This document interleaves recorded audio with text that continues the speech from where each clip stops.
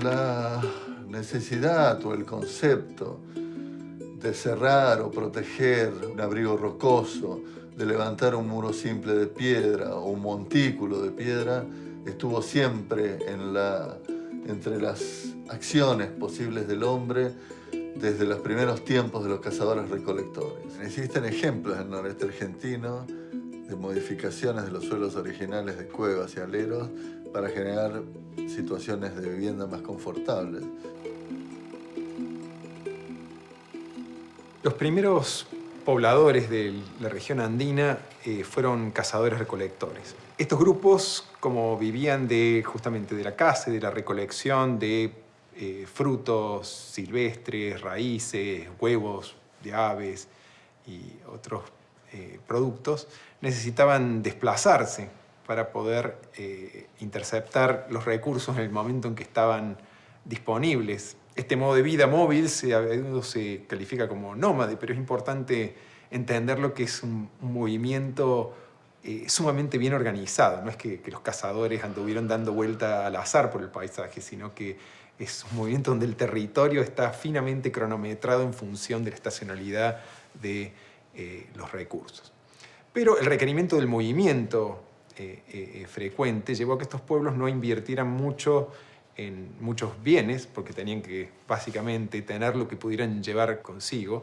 Y significa también que como no pasaban mucho tiempo en los mismos lugares, y muchas veces los mismos lugares eran tal vez ocupados por otras personas, otros grupos en otros momentos, no invertían mucho en acondicionar estos lugares. Y también que es común que aprovecharan entonces para instalarse reparos naturales, pueden ser los abrigos naturales que ofrecen las cuevas. Así es que las primeras evidencias que tenemos de estos cazadores, recolectores que poblaron los Andes provienen de estas cuevas, que en un principio seguramente serían aprovechadas sin mayores inversiones y acondicionamientos, pero que muy tempranamente ya fueron objeto de mejoras o modificaciones que refleja que los grupos anticipaban el retorno a estos lugares o que los consideraban de alguna forma como propios o se los apropiaban en el mismo acto de mejorarlos, de construirlos o de marcarlos. Así en la provincia de Jujuy se han encontrado en Inca Cueva concretamente estructuras que son depresiones dentro de las cuevas que conocemos como casas pozo, porque parte de los pisos están hundidos para aprovechar la tierra misma como parte de las paredes y también porque son más calientes, son más eficientes desde el punto de vista térmico, que probablemente tenían algún tipo de superestructura perecedera. Todo lo cual ya podríamos tomarlos como los primeros pasos en una arquitectura, es decir, modificar el espacio de vivienda en una forma más o menos permanente en función de un uso anticipado.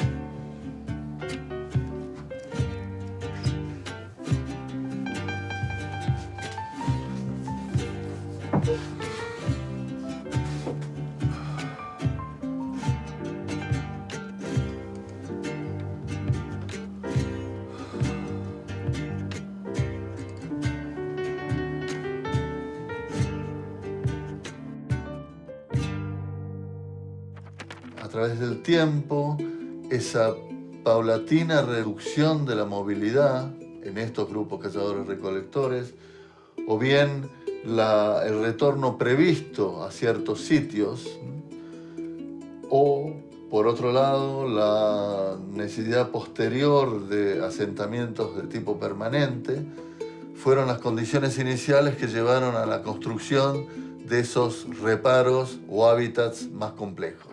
Sabemos que a medida que pasa el tiempo, comienzan a aparecer las primeras estructuras a cielo abierto, arquitecturas ya construidas, muchas con piedra, en lugares que son recurrentemente visitados por estos cazadores, típicamente lugares que tienen una alta concentración de recursos, entonces generan retornos previstos y recurrentes de estos grupos. Con el advenimiento del sedentarismo, de la producción de alimentos a través de la agricultura y el pastoreo, y la necesidad de los grupos de permanecer más tiempo en los mismos lugares, es que se desarrolla realmente una arquitectura con mayor diversidad y empleo de mayor magnitud. Las primeras viviendas que conocemos así construidas a cielo abierto de estos grupos pastores y agricultores en el sur andino datan de poco más de 3.000 años, efectivamente, entre 3 y 4.000 años atrás. Fíjate, algunas de estas estructuras primeras nuevamente son ceremoniales, son lugares de encuentros de cazadores. Durante mucho tiempo las poblaciones vivieron en conjuntos domésticos relativamente aislados. Las tradiciones arquitectónicas varían mucho según la localidad. En algunos casos se utiliza la piedra, en otros casos se utiliza más la tierra, y seguramente en lo que son las zonas boscosas del oriente de los Andes se utilizaron sobre todo las maderas. Pero el patrón en general que prevaleció durante los primeros, diría, el primer milenio del sedentarismo y gran parte del primer milenio ya de nuestra era, fue el patrón de las viviendas dispersas, simplemente pequeños conjuntos que incluyen a veces patios, a veces algunas habitaciones techadas asociado a esto, y estructuras de producción que pueden ser corrales o estructuras para el cultivo asociadas. Y muestra mucho cómo el grupo doméstico fue el principal escenario de la vida social, ¿no?, durante gran parte de la historia prehispánica del noroeste argentino. Con el tiempo, en algunos casos, vemos a lo largo del primer milenio la formación de verdaderas aldeas, donde se juxtaponen estos grupos domésticos y empieza la vida en comunidad. El periodo conocido como los desarrollos regionales en el noroeste argentino, hace unos 1.000 a 900 años antes de ahora, se caracteriza por una expansión demográfica, un crecimiento demográfico, y también por la aparición de poblados de mayor envergadura que los conocidos en épocas anteriores. En las poblaciones ejercían en este momento un control importante sobre sus territorios, que a su vez eran bien defendidos, y en el caso de situaciones de guerra, no solo tenían poblados en zonas llanas, sino estas fortificaciones que se llaman pucará, donde se refugiaban en tiempos de guerra, y que están construidas en la cima de los cerros, con muros bien diseñados para repeler cualquier ataque. Por un lado, hay un abandono de los lugares más vulnerables en favor de puntos altos que son difíciles de acceder y que tienen un gran dominio visual del entorno. Muchas veces estos poblados son incluso intervisibles, es decir, desde uno se ve el otro y así se encadenan a lo largo de los valles principalmente. Muy buen ejemplo de esto es la quebrada de Humahuaca, donde tenemos un encadenamiento visual de los pucaras, como se les llama a estos asentamientos defensivos, utilizando la palabra quechua para fortaleza, que es lo que pucara significa. Trasladarse a estos pucaras o poblados defensivos, más estrictamente hablando, porque no son fortalezas en el sentido militar, profesional que le damos al término en este momento, implicó enormes cambios en las relaciones entre las personas. Cuando uno recorre estos pucaras, ejemplos son el Pucará de Tilcara y Quilmes, por ejemplo, dos sitios que pueden ser visitados en el noroeste argentino, aunque están reconstruidos y por lo tanto un poco alterados de algún modo, uno puede ganar esta idea de que del hacinamiento de estos poblados, que encima no tienen agua. La mayor parte de estos sitios no tienen agua y por lo tanto tenían que acarrear cada día constantemente el agua que necesitaban para el consumo humano, para cocinar hasta ellos, o trasladarse grandes distancias para llegar hasta los campos de cultivo. Pero una vez que estaban en los poblados, lo más notable es el hacinamiento. Es decir, hay una falta de privacidad, hay una falta de nociones como que nosotros tenemos de distancia interpersonal, que como es sabido son variables culturalmente. ¿Cuál es la distancia adecuada para tener una conversación o para vivir? O cuántas personas caben en una habitación, en realidad más allá de las limitaciones físicas, son básicamente convenciones culturales, ¿no? Y seguramente estas cambiaron fuertemente, ya que la gente vivía realmente hacinada al interior de estos pueblos.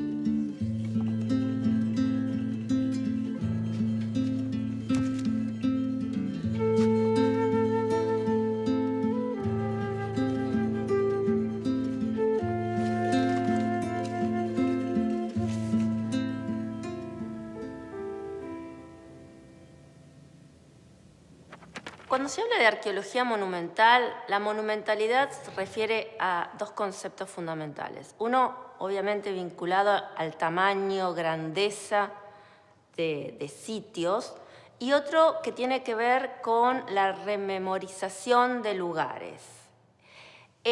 Un monumento recuerda a algo. Entonces, en la arqueología andina, en la arqueología del noroeste, nosotros también podemos hablar de monumentos. La monumentalidad de los Andes centrales no está presente en la arqueología del noroeste argentino.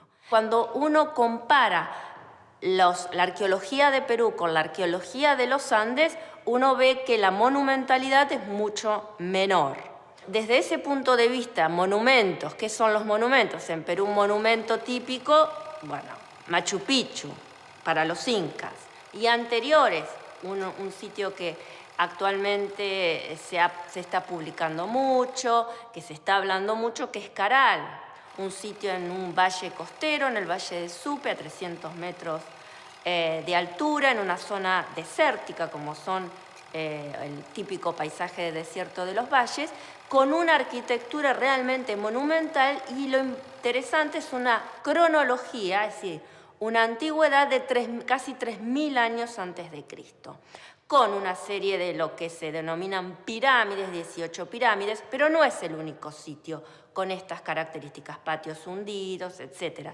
Barrios o lugares con arquitectura pública, arquitectura residencial y con, realmente podemos decir, una ergología muy rica que los vinculan. Si bien es un sitio que está no a 23 kilómetros de la costa, obviamente tiene acceso a recursos de la costa, pero también de la zona serrana. Ese tipo de sitios no están representados en Argentina. Nosotros tenemos otros monumentos. Quizás también vinculado no solo a la monumentalidad de la arquitectura, sino también a la idea de rememorizar algo. Podemos hablar el Pucará de Tilcara, es un monumento. Hacia 1480, estas sociedades se ven anexadas al Imperio Incaico, que tiene distintas estrategias de dominación dependiendo de los recursos de cada comunidad y de los intereses particulares del imperio.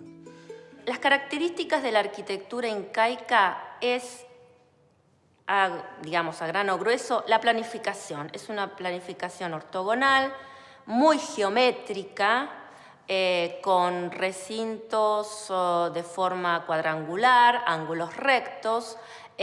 Una de las características principales es la selección en la materia prima, en las rocas fueron utilizadas para la construcción de los muros. Son muros muy regulares, muros dobles, en muchos de los casos, y también el uso de lo que serían adobes.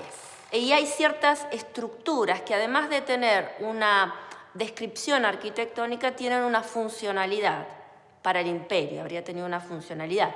Uno de ellos se denomina calyancas, que son como un gran almacén, un gran rectángulo con techo a 2 aguas.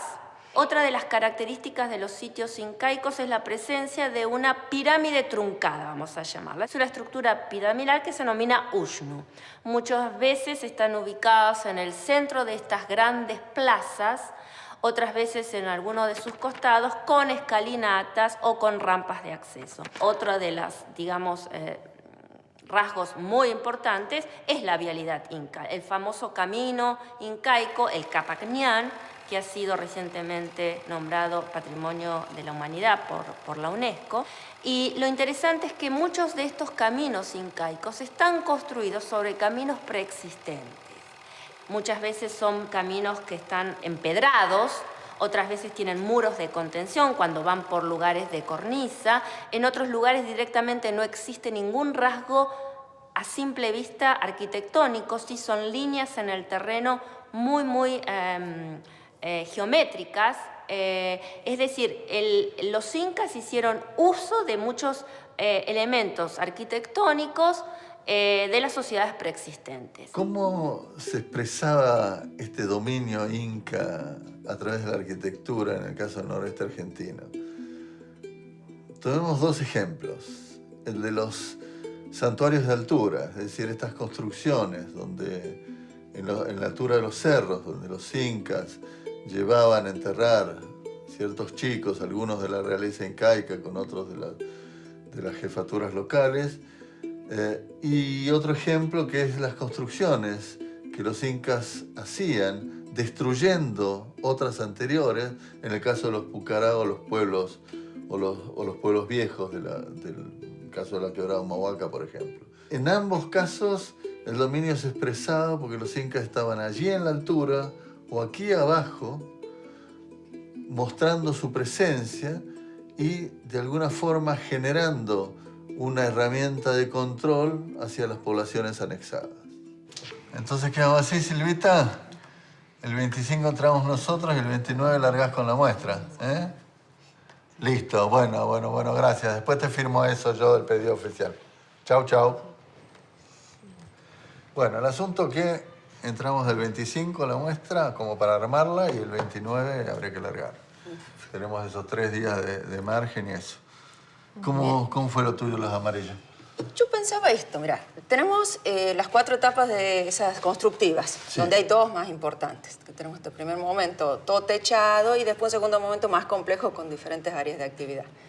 Que podemos ver ahí todas las áreas de actividad. Entonces claro, a mí se me ocurría hacer un recorrido virtual en computadora de donde se va como yendo por la vivienda y pasando por el área de preparación de alimentos, de consumo, esta parte de metalurgia, eso.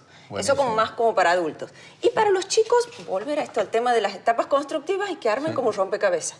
Entonces van armando y desarmando el techo, las columnas, el fogón, el deflector y que juegan y van viendo este proceso dinámico que ha tenido la arquitectura ahí en los amarillos y eso. Está buenísimo. ¿Te parece? Buenísimo. ¿A vos, claro, porque... ¿Qué idea tenías con lo del Claro, punto? porque podría enganchar, digamos, toda esta cosa de la forma arquitectónica, las áreas dentro de los espacios, cómo se ubican, pero quizás Peñas Coloradas, el sitio pueda servir para mostrar el otro aspecto de la arquitectura que sería lo sensorial de los espacios, ¿no? La percepción. Entonces, ¿por qué se elige construir de determinada forma? ¿Por qué se eligen determinados espacios y no otros? Por ejemplo, de las 4 peñas se elige una sola, en la cima de esa peña. Esa cima de la peña donde se construye está marcado, el acceso está marcado, es restringido. Uno llega allá, el sitio no se ve, está oculto, pero cuando se llega a la cima se puede observar toda una panorámica, todo un paisaje, o sea, hay un poder visual.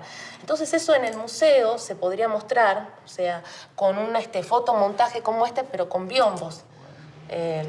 La visibilidad, la acústica, el recorrido, la restricción.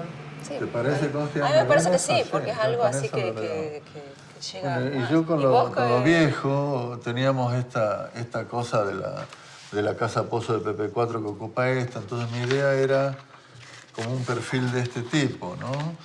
Es decir, que se vea el perfil en un costado y acá una parte del piso de la casa pozo con la imitación de lo que sería la bóveda de la cueva.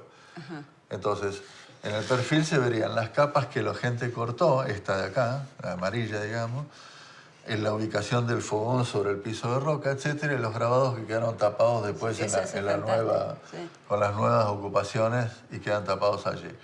Pero yo decía en el perfil por lo menos esta cosa básica de ver el fogón que cortaron ellos al hacerlo, que acá este fogón tiene 4.500 años y este tiene 8.900 que quedó colgado.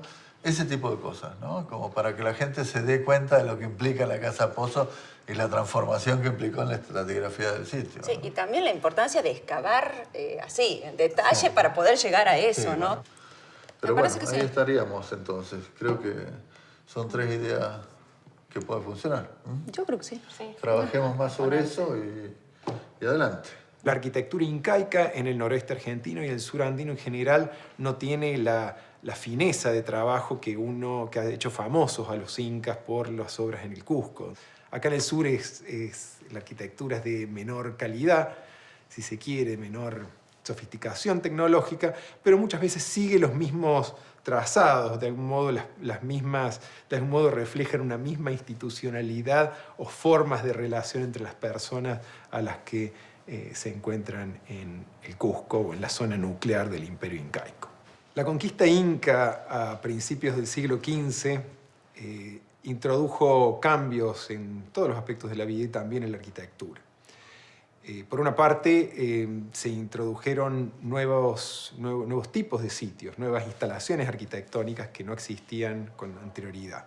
Por ejemplo, se construyó el Camino del Inca en gran parte del noroeste argentino, que muchas veces implica inversiones arquitectónicas muy importantes, como los pavimentos de piedra, las escalinatas, los muros de contención, los desagües, por ejemplo. También construyeron fortalezas que no existían antes, lo cual revela un modo de hacer la guerra que es muy distinto al que tenían los pueblos durante la época de los desarrollos regionales. Típicamente, entonces, a diferencia de los pucaras, que son básicamente aldeas fortificadas o aldeas fáciles de defender, las fortalezas incaicas muestran la típica técnica del trabajo de la piedra de los incas, la organización del espacio de los incas, y suponemos que eran ocupadas por guarniciones, es decir, gentes que eran mantenidas por el Estado para servir en forma permanente durante largos periodos de tiempo como soldados. Otro tipo de instalación incaica son los centros administrativos. Centros incaicos fueron construidos enteramente por el imperio para servir funciones administrativas. Esto es, probablemente acopiar algunos de los bienes tributados por los pueblos conquistados, o mejor dicho, producido en los talleres y campos del Estado con mano de obra tributaria. En 1536 cae el imperio incaico por la irrupción de los ejércitos españoles. Este periodo entre 1536 y siglo XVII es el que los arqueólogos llamamos hispano-indígena. Y desde la irrupción hispánica sobre las bases incaicas en el noroeste argentino, se extiende un proceso de unos 150 años de duración que está caracterizado por la complejidad y la riqueza de las pautas constructivas arquitectónicas. Este proceso lo podríamos caracterizar como de un sincretismo arquitectónico donde conviven, de alguna forma, los elementos de las culturas originarias, indígenas, con lo incaico y con lo español. A los españoles les resultó muy difícil instalarse en el noroeste de Argentina.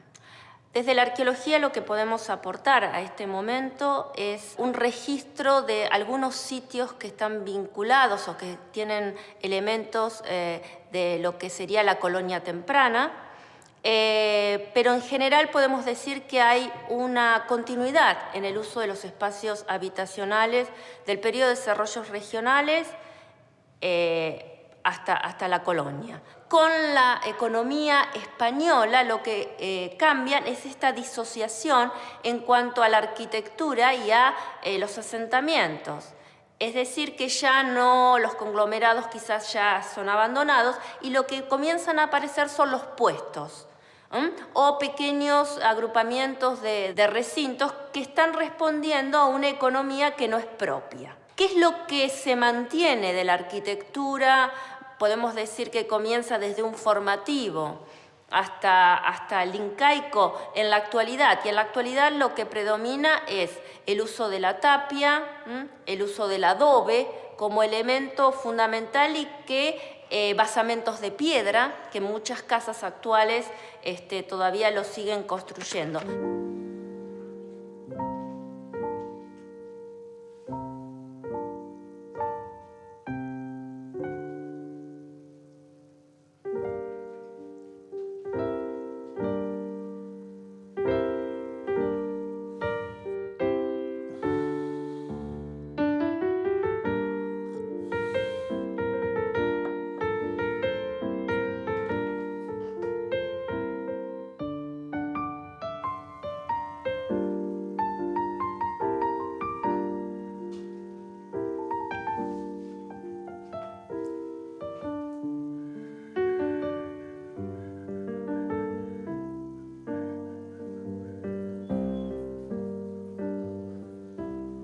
En el área andina todavía es posible ver casas viejas, conservadas y habitadas, y también construcciones modernas, pero hechas con materiales tradicionales, como es los ladrillos de adobe, el mortero de barro, los techos de paja con barro, que muestran la continuidad de técnicas tradicionales en épocas actuales. Las formas de construir apelan a una resignificación de las visiones y los valores del pasado local.